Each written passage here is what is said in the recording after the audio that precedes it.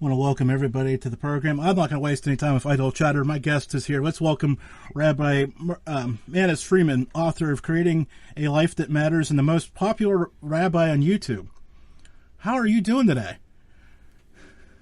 Thank God, doing fine. So, I don't know if I'm the most popular rabbi. I am the most subscribed.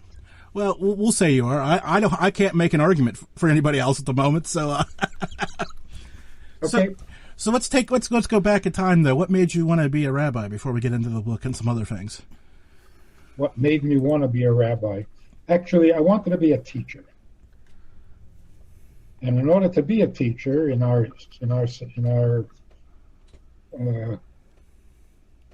philosophy, you gotta study. You gotta know. And if you're studying and you know, you get ordained and you become a rabbi. But actually, I don't have a congregation. I don't serve as a rabbi to a congregation. I'm into education. But you could have. I'm going to put words in your mouth. You could have went the other direction and became a classroom teacher and taught, I don't know, high school for some reason. That's what jumped in my mind. Yeah, but what I'm doing, I think, is a little more exciting and probably a little bit easier. I said that, not you. That is very true. So okay, do this first little ad read here. Let's get after it. duckpawnshop.com. Let's get after it. duckpawnshop.com. Okay, so tell me about creating a life that matters, because it sounds easy enough, right? I just said it. I've said it a couple times now. But what is it, and how do we get there? So to be perfectly honest, every life matters, whether you create something or not. So it's a little bit misleading. But the point of it is, we want to feel like our life matters, not just believe it. So we know every life matters, but unless you feel it, you don't get that grounding. You don't know where you are and where you belong and whether you're doing the right thing or you're not doing the right thing. And it leaves such a big emptiness in your mind and in your life. Like, why am I here? What am I doing? Am I doing the right thing? Is this what I'm supposed to be doing? Is there anything I'm supposed to be doing? All of these huge questions that are so fundamental to life itself. So, actually, I gave all these lectures and talks, classes, and Rivka Goldstein, who actually wrote the book and did all the heavy lifting, she put it all together. She transcribed all the talks, broke it down into chapters, and she created what she thinks is a manual for how to raise children. Because that's what she was mainly interested in raising her child. And she calls it the manual, the life manual. It's also kind of an anthology, a reference book for all the big issues in life. Like, why are we created? Who is God? What's moral? What happens after you die? How do you raise children? What is marriage? What is intimacy? All these huge subjects that nobody really talks about. So that's what this book is all about, and this is what it's for. To give you a reference book if you want to look up any of these fundamental and important issues from a very traditional wisdom source, based, of course, on the Torah, on the Bible. I was gonna say, I think we've all asked all those questions once or twice or several times. Oh yeah. And even if we don't get an answer, the question continues to bother. It's not academic. Like, if I don't know why I'm here, it kind of undermines my existence. I was going to say, it seems every time I get an answer, I get more questions. I don't know. Maybe I'm just doing it wrong. No. The information is not easily available. So let's get into it a little bit. Let's get into the weeds of this a little bit. Like, how do we go through discerning why we're here? I mean, because I think that's a common question we all have. I mean, I think at some point we kind of settle in on something, but how do we get to the point of making sure? Yeah. Well, the fact is that we've been asking that question since we learned to talk. That's an ancient question, and it never stops. Every generation. Why are we here? What is the purpose of life? Like, we've been here long enough to kind of settle down and get used to it. Why do we always question why we're here? I mean, where else you want to be? Why is our very existence in need of justification? We're here. We've always been here. We're going to be here. Settle down. No, we keep asking the question.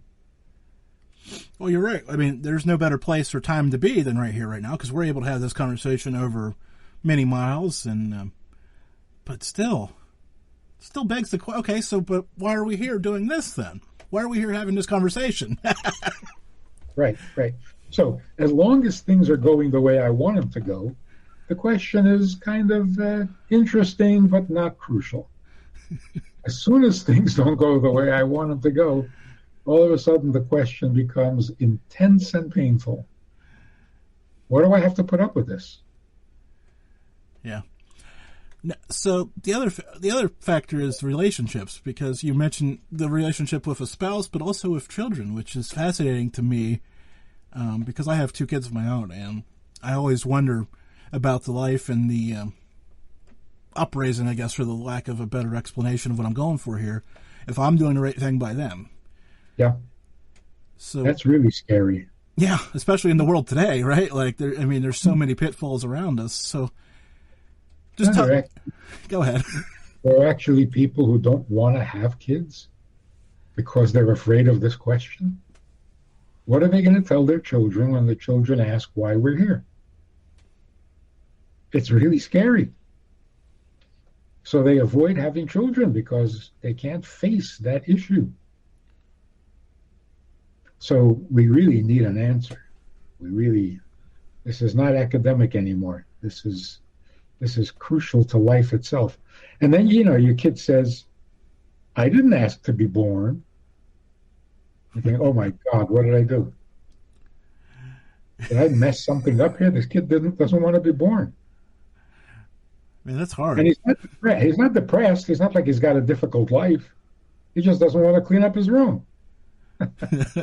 Well, none of us do. Don't look in my room right now, okay? It's our secret. Right. So we never used this excuse before. I don't have to clean up my room. I didn't ask to be born. Oh, my. Now what do you say? I was going to say, that throws you for a loop, doesn't it? No. Well, who cares why you were born? The important thing is to get your room cleaned up. No, that doesn't fly. But is it a good fact that our kids are asking these deeper questions now instead of just accepting whatever their parents beat it? I don't want to say beat into them because it has a horrible pun to it, but yeah. No, I think it's wonderful.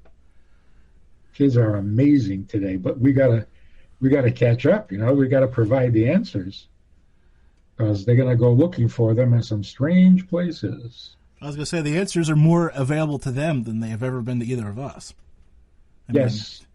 Yes, because they're demanding it. They're ahead of us. They're precocious.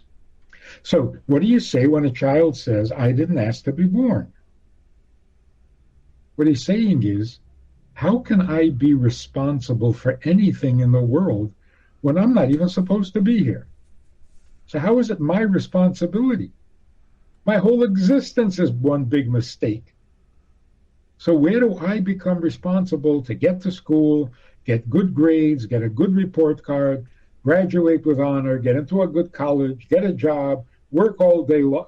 Why? No, I don't want to. I quit. I didn't ask for this. So there's this guy in India a couple of years ago who literally took his parents to court.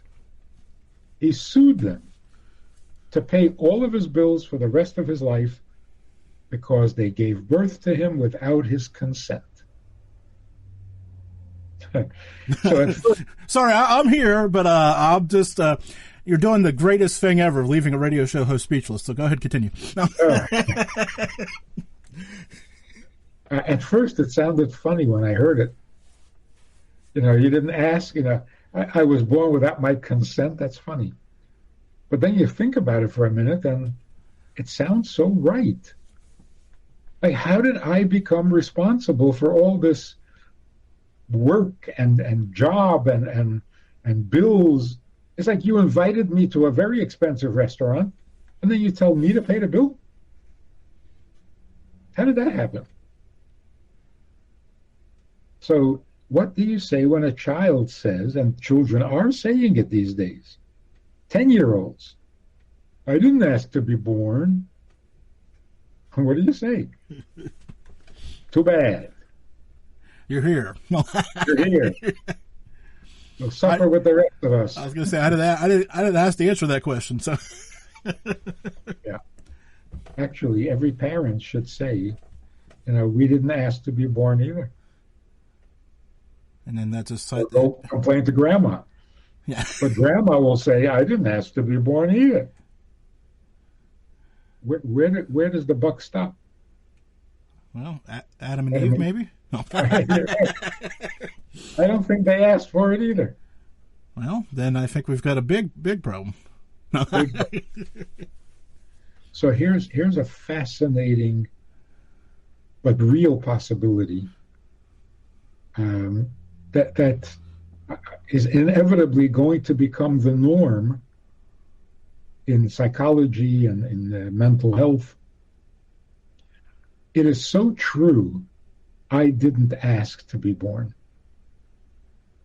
The reason I didn't ask to be born is because I don't need to be born. There's absolutely no need for me to be here. I have no need. I don't need to be here. Now, this is so radical because the fear of death has been our motivation for all of history. Everything we ever accomplished, discovered, created, invented was all because we didn't want to die. Now suddenly we're saying, hey, I didn't ask to be born. I don't need to live. So the threat of dying has kind of lost its punch. Like people do, experimenting with drugs. And you say to them, this could kill you. And they're like, so what's your point? It doesn't scare them. And again, not because they're suicidal or depressed. It just doesn't seem to matter. Here's the sense of it. You're telling me to live my life, take full responsibility, work hard and diligently so that I don't die. I should live so that I don't die. Doesn't make sense. Why do I have to live? I don't. So if I don't have to live, why do I have to pay bills? And if I don't have to pay bills, why do I have to go to school? And if I don't have to go to school, why do I need to clean up my room? Well, because you're going to be in your room all the time. It has to be. Because you're stuck there because you have no place else to go and nothing else to do. If not, the rats will eat you. No. That is desperation. That's horrible. So what is the story? Yeah. So how do we flip the script and make it go back to your life that matters? Exactly. So the first question is, life matters to whom? To whom? Yeah, because if it doesn't matter to the person living it, I can't convince you that your life matters. That's right. So the real question is, how does life matter? If it's only to me, I want to have a life that matters to me, that itself is depressing, and that's narcissism. Is that as good as it gets? There's got to be more to it than that. So let's make this kind of an argument. When a person says, I need, is confusing himself because it's not true. Deep down inside, we don't need anything. We are free of all needs. We need nothing. Because if I don't need to be born, then I don't need to eat. Why must I eat? Well, if you don't eat, you're going to die. Yeah, and then what? So what? And again, I'm not depressed. I like life. I'm enjoying myself. But if I ask the question, I don't have an answer. I have to live because otherwise I'll be dead. And if I'll be dead, no good. What's not good? See, we're getting down to such fundamental issues here.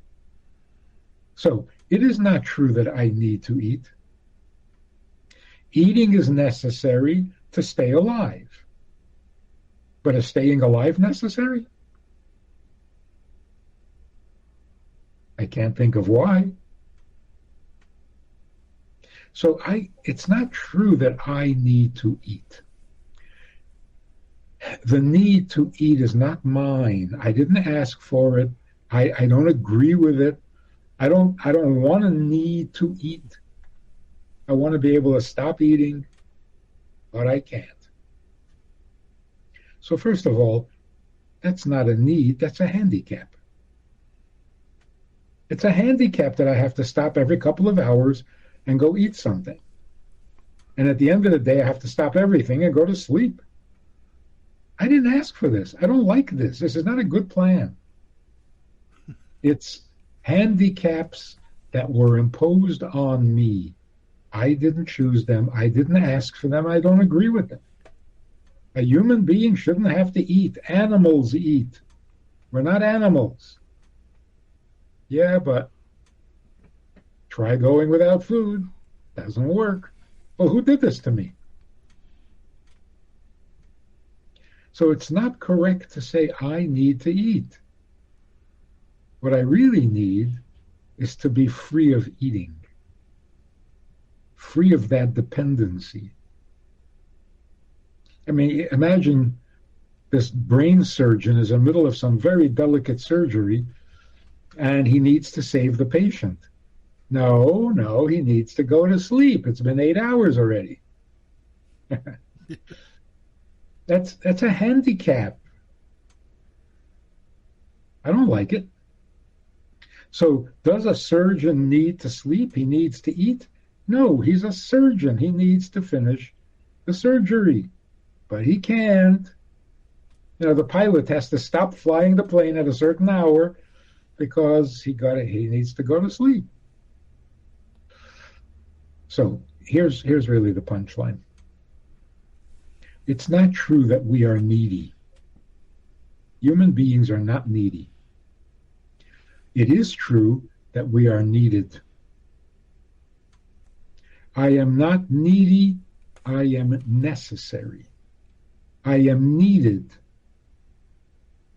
By whom? Well, whoever created me.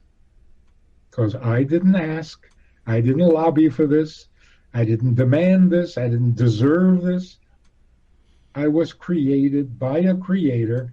Obviously, the creator needs me. Wow, this does two amazing things. First of all, it unburdens me. None of this is my problem. I don't need to eat. I don't need to sleep. I don't need to succeed. I don't need love. I don't need success. I don't need anything. Because if I wasn't here, I wouldn't mind at all.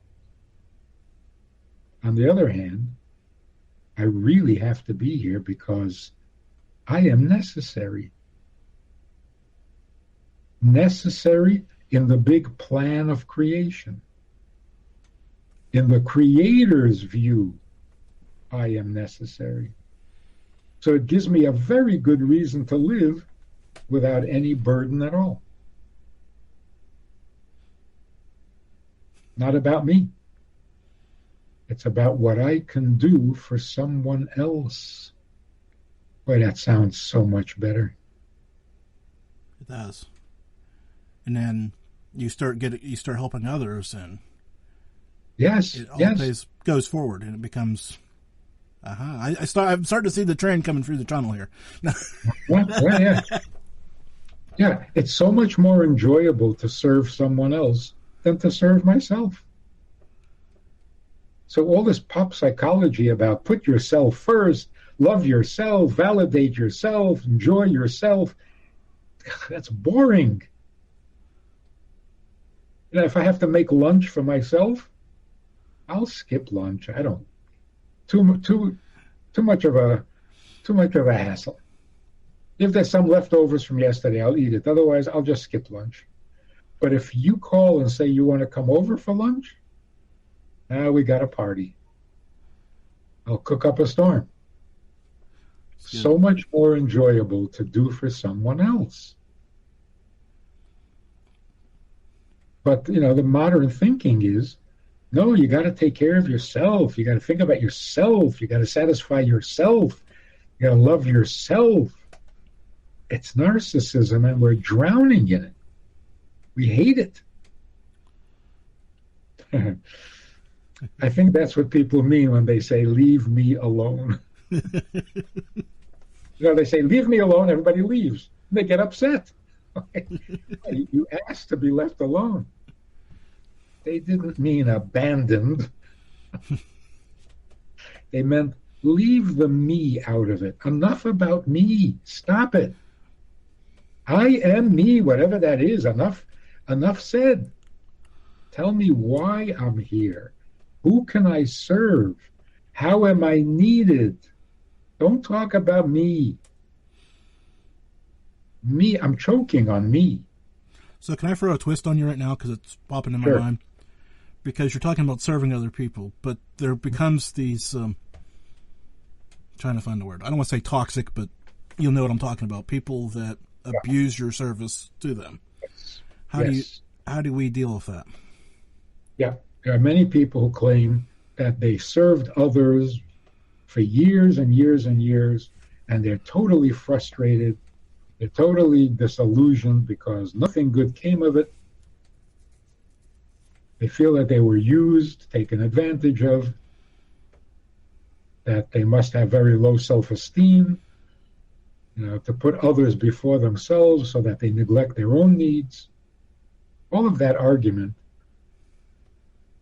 doesn't that imply that the only reason I took care of you, the only reason I was good to you, is because I was expecting something in return?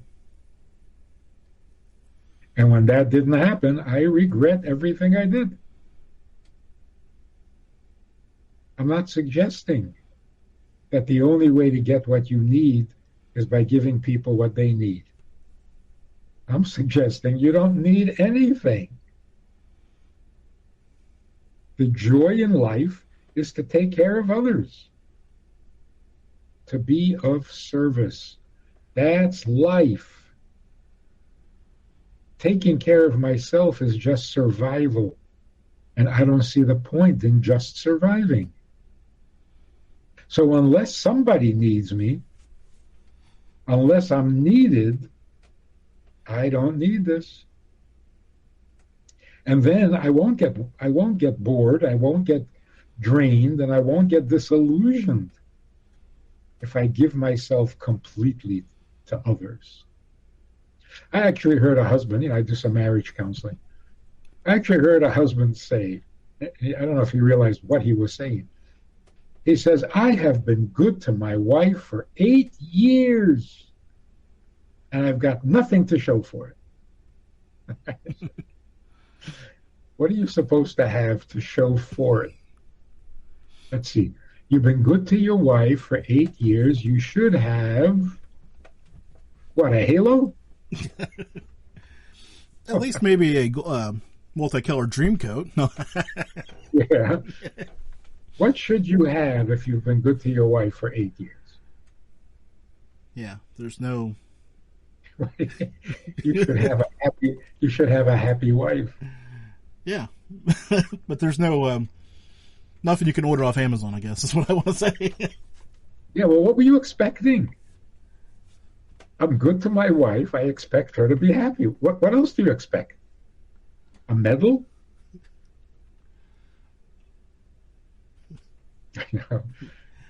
A free subscription to Life magazine? Like what? So obviously, if he was good to his wife for those 8 years, it was all conditional. Yeah. He was good to her for 8 years, thinking that now she'll be good to him for 16 years. I'm not good at math, but That's a good investment. yeah, good return on investment if you can get it. Yeah. Before we jump into some other things, tell people where they could find you and find the books. And I know you have a great website, so I want to give you a chance to promote that before we get too far gone. Okay, it's easy to remember. The website is itsgoodtoknow.org. Itsgoodtoknow.org. And like, I'll vouch for it. You got all your books and videos and just a great resource over there for people who are enjoying this conversation so far. Yeah, there's a lot. So I'm ready to jump. I'm gonna shift gears here. Brought to you by Evergreen Podcast. Shifting gears, brought to you by Evergreen Podcast. Now I want to get into heaven and hell. Okay. What do you when I say hell? What jumps to your mind? The fiery place with the devil, right? Yeah. Go on. We've all seen, I was going to say we've all seen the images, but I'm pretty sure you're laughing and grinning, so you got more to tell me. So go ahead. Yeah. Okay, so the first thing is, what part of you goes to hell? Your body? No, your body is dead. It won't feel any pain if you burn it, which you shouldn't do. But if you do, if you cremate, the body feels nothing. So who suffers in hell? Your soul? You can burn your soul over a barbecue fire? Come on, it's a soul. I've burnt my hand a few times on a barbecue. Oh, wait, never mind. Continue. No. It can affect your soul, but you can't burn the soul. So what are we talking about? The only way that a soul can burn is with shame. Shame is described as burning. Your face gets all red and flaming hot. Shame. It's not the body that feels shame, it's the soul. So what is hell? Hell means if you come back to the world of souls, which is where the soul came from, but you don't look like a soul, you don't sound like a soul, you don't smell like a soul. It's embarrassing. That's hell. Who goes to hell? The worst of the worst sinners? I kind of get a feeling that they don't even go to hell. Because hell is a rehabilitation. There is no hell that is simply vengeful. Hell is a process by which you burn off the embarrassing stuff. And that cleanses you, and now you're ready for heaven. Heaven means a soul among souls. Heaven. But when the soul is not comfortable being a soul, because it got so used to being a body, that's embarrassing. That's like, going to prayer in a synagogue, and you don't read Hebrew, and you don't know which book to use. That's very awkward, very embarrassing, right? You're in a synagogue, you're Jewish, it's where you belong, but you have no idea what to do when you get there. That's hell. How long does it take for a soul to adjust? To forget all the body's pleasures and enjoy the pleasures of being a soul. How long will that take? 12 months. Maximum. Maximum. Most people fall somewhere between an hour and 12 months.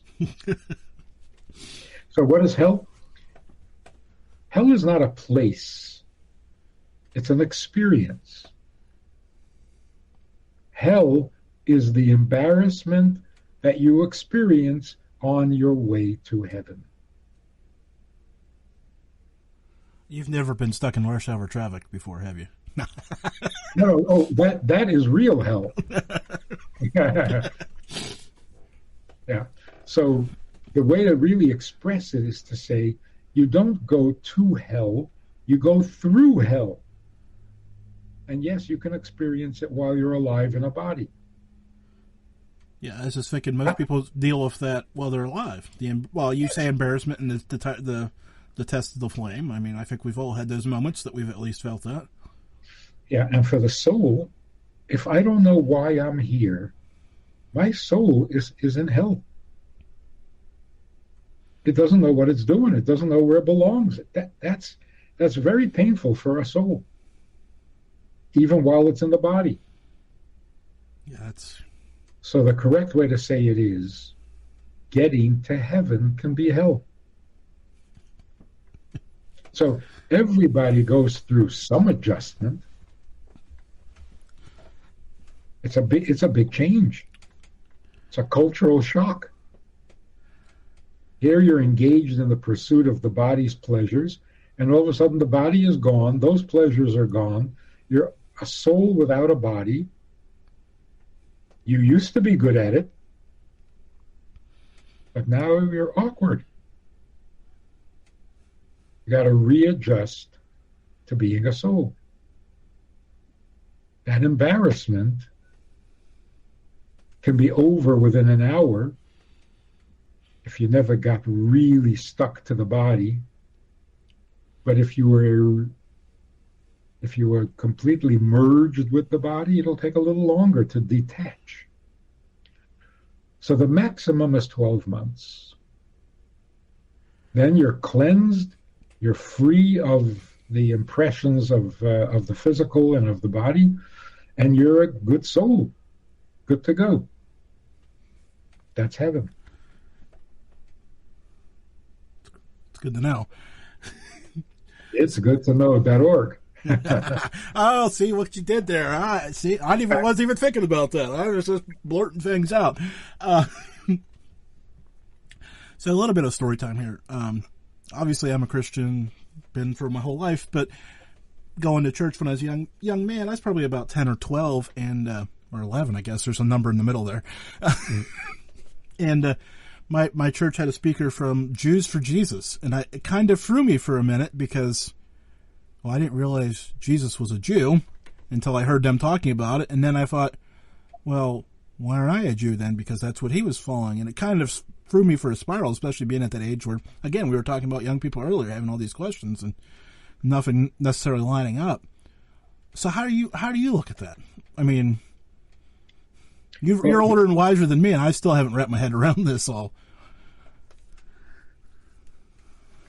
I think the crucial sentence, the only way to the Father is through me,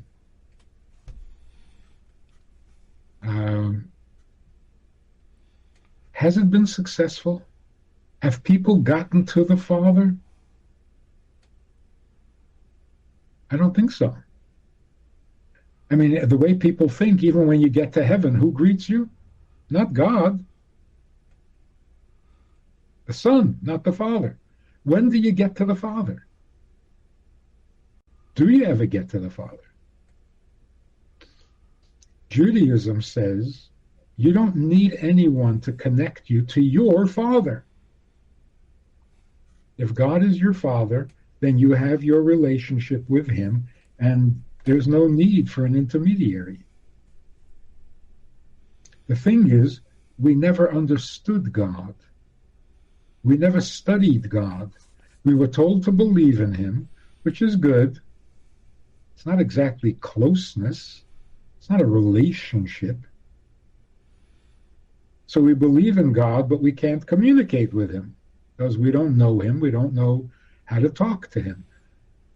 That's why we felt that we needed an intermediary. But once you get to know God, you don't need an intermediary. So who is it who needs me in this world? Not the Son, the Father. Ooh, if the Father needs me, we've got a relationship going here. I thought I needed him, and he couldn't be bothered with me. But if that's not true, then I can pursue a relationship with him without an intermediary.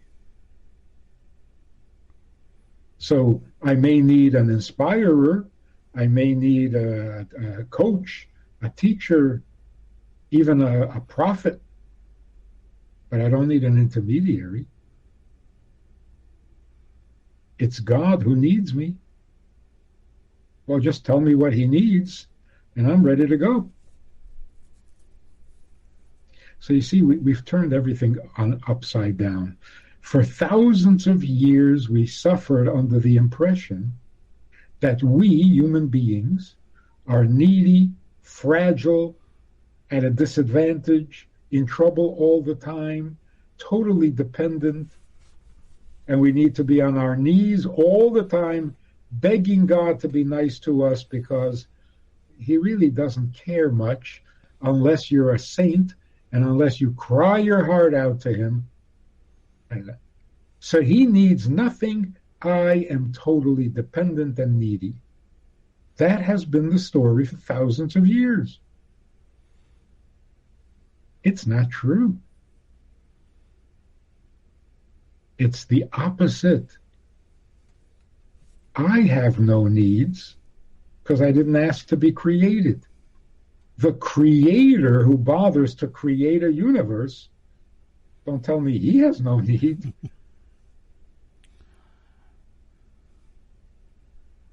So this is all about the creator. It's all about God. He's personally, deeply invested because there is something he wants, needs, desires, worth creating a universe for.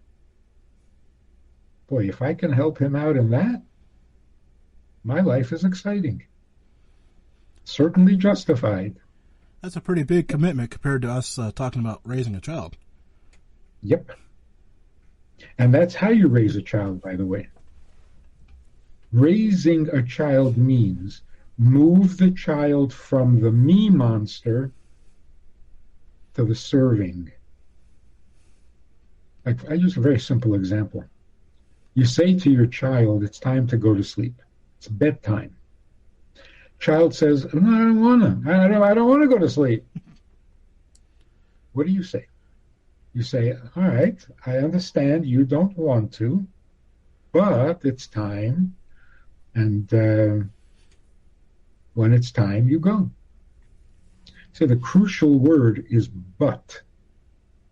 You don't want to, but it is bedtime. That word is so powerful if we think about it. I don't want to go to work. I hate my job. But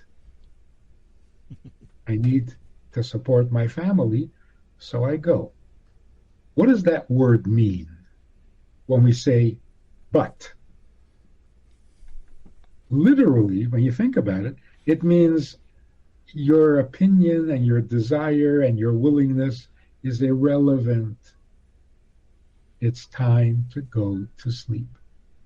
But I don't want to. You may want to or not want to.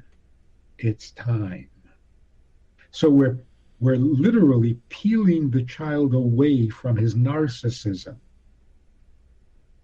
You do things even when you don't want to. Why? Because it's not about you. You can't say that to a 4-year-old. So you keep it subtle. Say, yes, but it's time. Yes, but it's not your toy. You can't take it home. No, I want it. You want it, but You can't have it. See, so really, when we're raising children, knowingly or unknowingly, we've always done that. We've always subtly, gently introduced the idea to the child. It's not about what you want or don't want, what you think or don't think, what you understand or don't understand. There's a big truth out there. So don't get stuck in yourself, because that's tiny. It's only like pop psychology or modern psychology that turned it around and said, no, you're the most important. What you want is absolutely necessary. You've got to get what you want. And that has made us tiny little people. So I want to throw another one at you here. I've kind of got this other thing that I've been battling with my kids, so you're going to have to be my pop psychologist. Bad pun. They say they love things. I've always taught them to love people and like things, but sometimes they still slip and say, I love the computer. What, you know what I'm talking about. All these things that aren't. So am I on the right track there? Absolutely. And the word love is being so abused. It has become cheapened to where it's meaningless. When a child says, I love my mommy and Mickey Mouse and Barney and ice cream, and not necessarily in that order. The word love has lost all its meaning. If you love your mother the way you love Barney, you're in trouble. But he loves you. Yeah, right. No, it's Mickey Mouse who loves you. Anyway, it's really sad how we juvenilize our children. So, is it true I love ice cream? It's not even correct. I enjoy ice cream. Ice cream is a pleasure to eat. It has nothing to do with love. Love is interpersonal. You can't have an interpersonal relationship with ice cream or with Mickey Mouse or with nature. You can't love flowers because they don't love you back. So love should be reserved to a desire for closeness with someone who could share that desire. Could not. So you love someone who may or may not love you back. But a tree can't love you back. And a dog can't help but love you back. So love should be reserved for human beings or God. God can love you back or not. So what about the, Ten Commandment? I'm always fascinated by this one because we build statues for politicians and sports stars and on and on and on. Isn't that putting a false idol out there? It borders on it for sure. So building statues to people is a little questionable, unless you use it for a practical. You hang your coat on it, and it's obviously not being worshipped. I feel like Go ahead. I was going to say, I feel like I'm missing something that I wanted to ask you, but go ahead. I think you're on to something here, so go ahead. Somehow, when we make statues of people, we have to make it in such a way that it is clear that this is not a perfect image of the person, and therefore it's flawed, and if it's flawed, then you don't worship it, it's not God. So if it's just a bust, you don't serve a severed head. If the feet are not are missing, if the fingers are not there, any imperfection, and it's obviously not going to be worshipped. So is it enough that there are no eyeballs? Maybe. It's obviously not a complete human being because there are no eyes.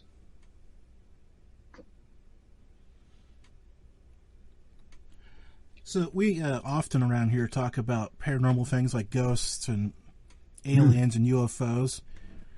Where is the Jewish faith on all that fun stuff? I don't think there's any question but that there are other forms of life. I mean, we know there are angels. What are they? Extraterrestrial beings. They're not earth beings. And everybody's comfortable with that. But then depicting angels like they're human beings, that's false. That's misleading. So are there aliens on other planets? Yeah, not little people with green skin. Oh, dang. Yeah. There are other forms of life. I don't know if they're intelligent. I don't know if they're looking to communicate with us. That's pure speculation. But are there other forms of life? Well, of course. There are creatures of the sea. There are creatures of earth. There are creatures of heaven. There are creatures of earth. So do other planets have some kind of life on them? I hope so. But I hear the voice in the back of my head screaming, well, if there's angels, there has to be demons then. Yeah. Yeah. And yeah. If there are positive forces that are not physical, then there must also be negative forces that are not physical. Like anger.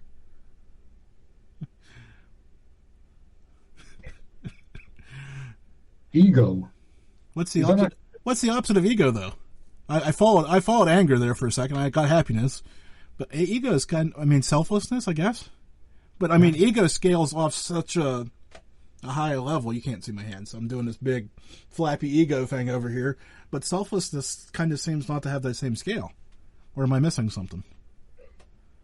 Well, selflessness is underappreciated.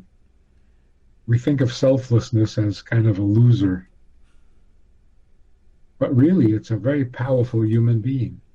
If I were free of ego, I would be indestructible. If I wasn't caught up in that me monster, I could do so much more. But you don't seem like you're caught up in it.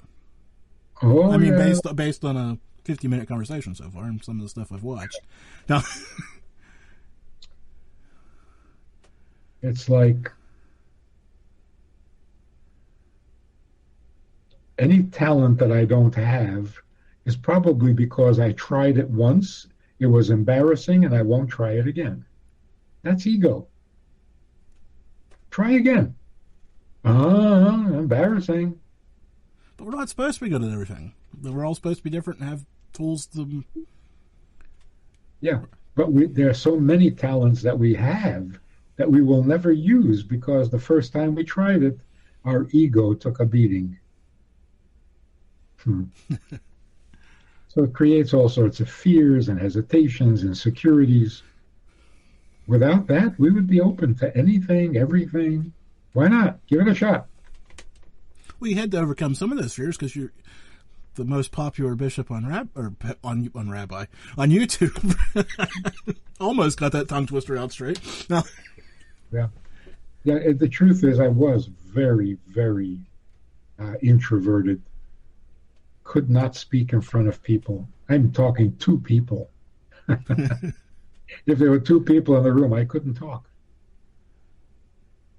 So I certainly got over that one. But there are plenty of others. But I think we have to overcome at some level. There's nothing that we try the first time goes well. I don't think. That's right. Unless you're really gifted. Well, none of us are. Well, I've never found anything that I was really good at the first time. I've been doing this show for 11 years and I'm still trying to figure it out. So we'll. The doctors are still practicing. That's for sure. No. Lawyers are practicing. No, they'll never get it right. We won't. Practice law. They practice medicine. A little humility wouldn't hurt at all. Well, especially in those two fields. No. In any field. Politics. Oh, boy. Yeah. You mentioned hell earlier. If there was a real place, well, anyways, we're not going to say which place it would be, but it may be a political capital of the United States. No. I think being a lifelong politician is hell. I can't imagine. Nobody's meant to be. I think the original plan by the founding fathers was that people should be senators or congresspeople representing their district for 2 years, never more than 2 years, and then go back to being a normal human being. Well, if get a farm, raise a little cattle, do something useful. They fool themselves into saying they're public servants, right? Yeah. And that kind of falls into what we were talking about, how we're trying to help others, but I don't think. Well, yeah, 2 years. Yeah. 2 years, you give it your best shot, you accomplish the most you're going to accomplish, and after that, it's pretty much downhill for most politicians. Boy, I just looked at the time. We're almost out of time. Good thing I looked. So as we're getting close, tell me something. I struggle to put words to this because we've talked about parents and couples,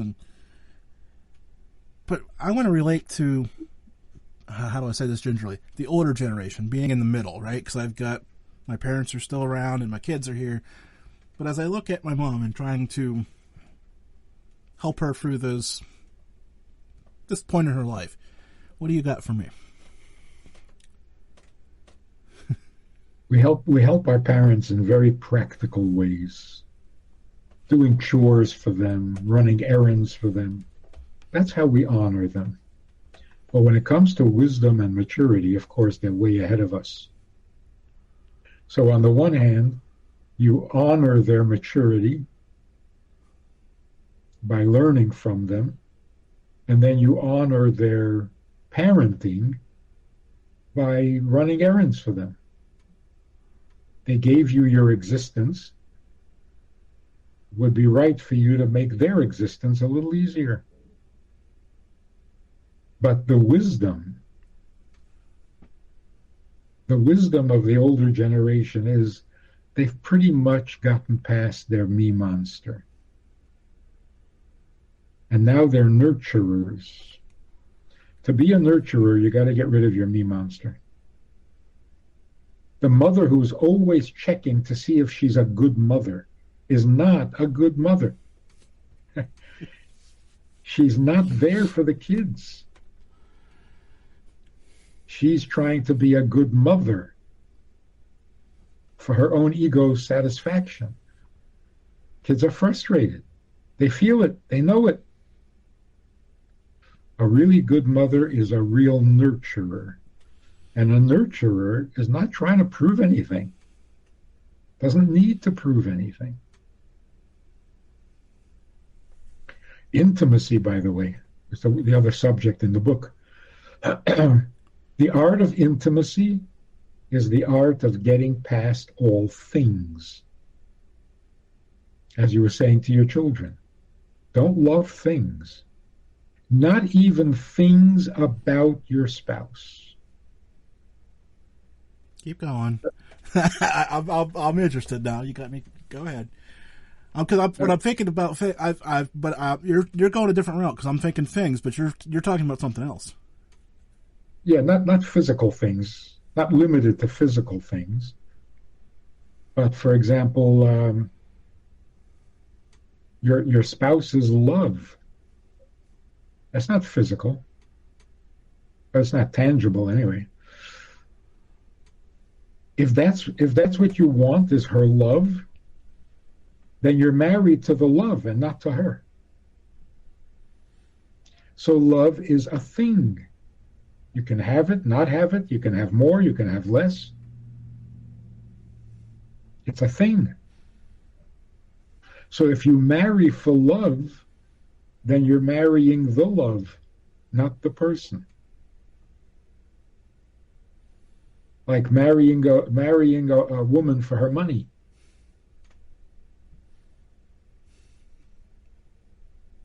Love is exactly the same. I married you for your money. You lost the money. I don't need you. I married you for your love. You don't love me. I don't need you. So this husband who said to me, I love everything about my wife. I said, do you love her? He says, everything about her. I said, do you love her? Not about her. He says, what does that mean? What is her if you take all the things away? That's sad. Because I can guarantee that his wife feels completely alone in the world. Because nobody is connected to her. He married her because her money, her body, her love, her family, her sense of humor, her strength of character, everything but her. Take those things away, what do I need her for? So she feels that someplace, and she knows that the her is alone in the world. And that's literally dangerous. Feeling alone in the world weakens your immune system. Makes you vulnerable to every disease making its rounds. So intimacy means I can merge with you by removing all things, so it's just me and you. No thing between us. So I've got one quick question for you, and then we'll be out of time. And it's a wild one, so be prepared here. What's your favorite breakfast? Who has time for breakfast? Oh, come on. You eat breakfast once in a while. Yeah, around 12 o'clock. Well, what is it, though? we could call it brunch. Okay, well, what's your favorite brunch, then? What okay, say I was coming over. What are you cooking for me? Okay, it's not eggs and bacon. I figured that. No. Eggs and lox. Okay. We could do that. Well, hey, we've got to do this again. Thank you for blowing my mind, so maybe next time I can keep up a little bit better. It was a pleasure. Thank you, sir. Have a good afternoon. Thank you.